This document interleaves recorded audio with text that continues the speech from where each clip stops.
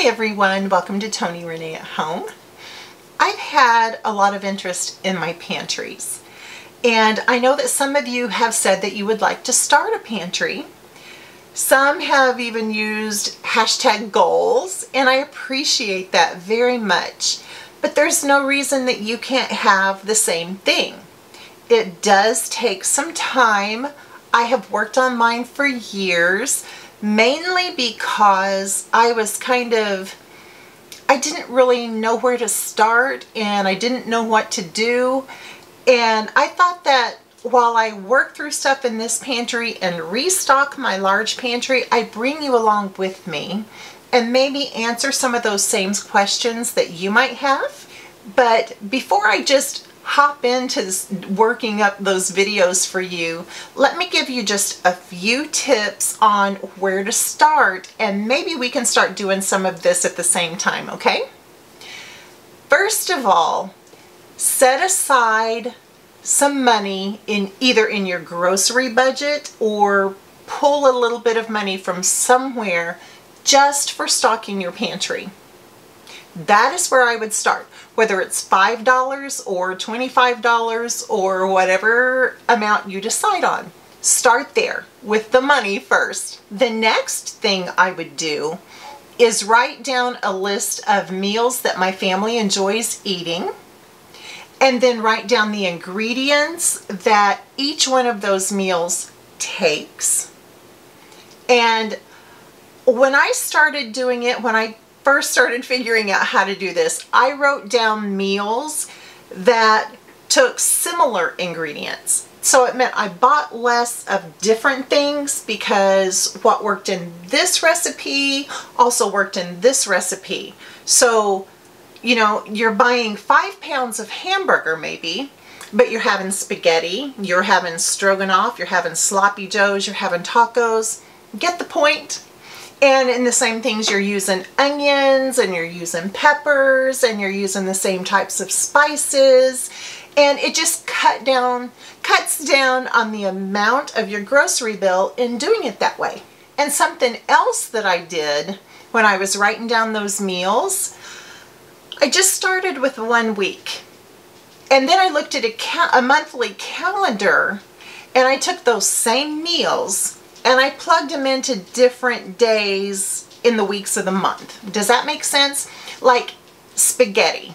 We can eat spaghetti 2 or 3 times a month. So if we're having spaghetti Wednesday in the first week of the month, maybe I plug it in on Thursday or Friday in the 3rd or 4th week of the month.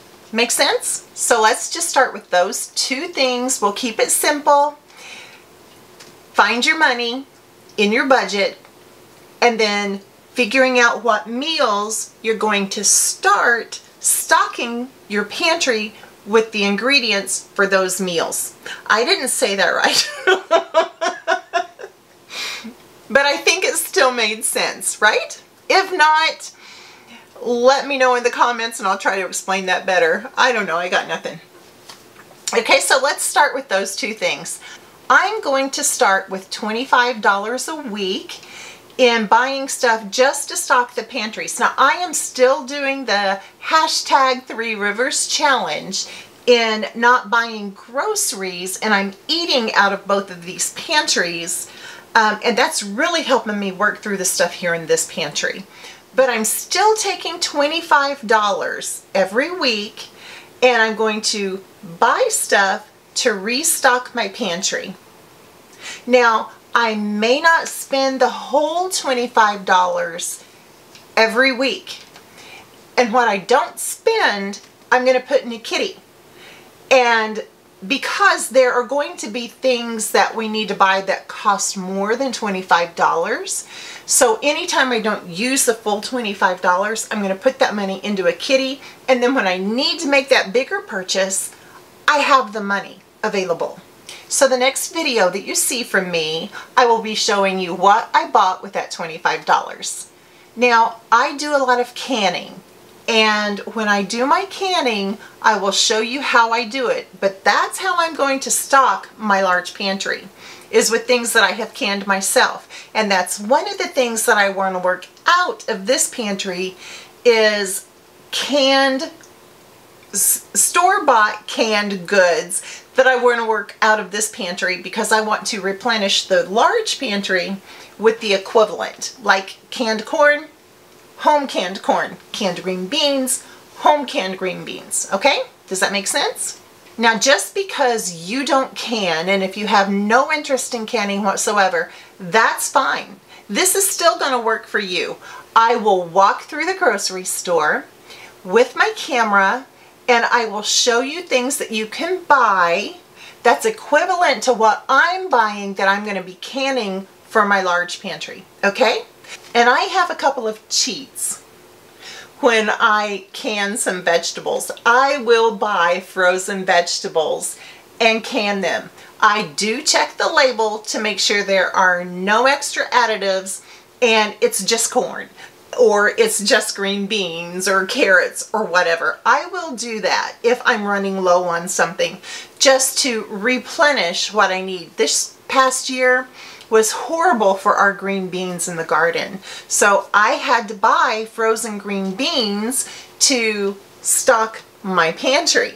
So anytime that I buy something like corn or green beans from the frozen section that I'm going to can and process, I will show you the equivalent from the canned version this way to show you about what you can buy with the same thing that I'm spending, okay? So I'll show you $25 this way versus $25 that way. Does that make sense? So anytime I'm doing something in there, I'll show you the equivalent if you're not interested in canning, okay? Now, for those of you who are interested in canning, I am going to walk you through the process each time I can something, but I'm not going to get deep into that here. What I really wanted to tell you here is that this is what we're going to be starting on this channel. I wanted to invite you to come along. If you have any questions about what I'm doing, please leave them in the comments section and I'll be sure and answer them as best as I can. I'm not a professional. I don't even play one on TV, but I will help you as much as I can with stocking your pantry. And now also let me make this clear. When I say stocking your pantry right now, I am just talking about things that we're going to be working through. I'm not talking about long term. I will can a lot of corn or a lot of green beans or a lot of other types of beans, and I'll can a lot at one time, but I'm constantly working through those. And that's why I need to replenish what's going on in the large pantry.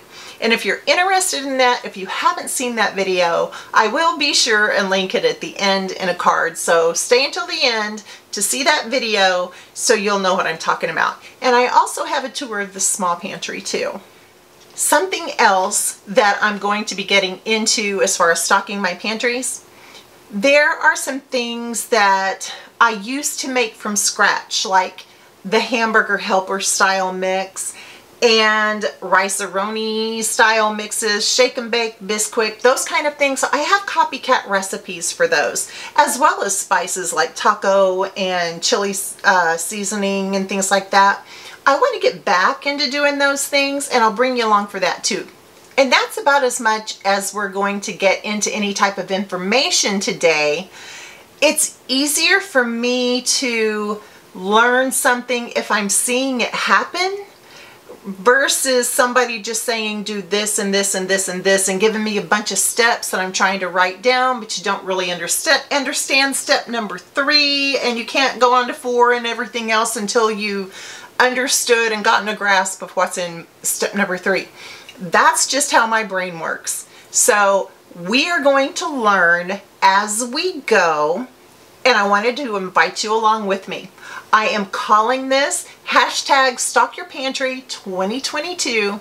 So if you are going to do this with me, leave that hashtag in the comments below. I am going to wrap this up. Thank you for joining me.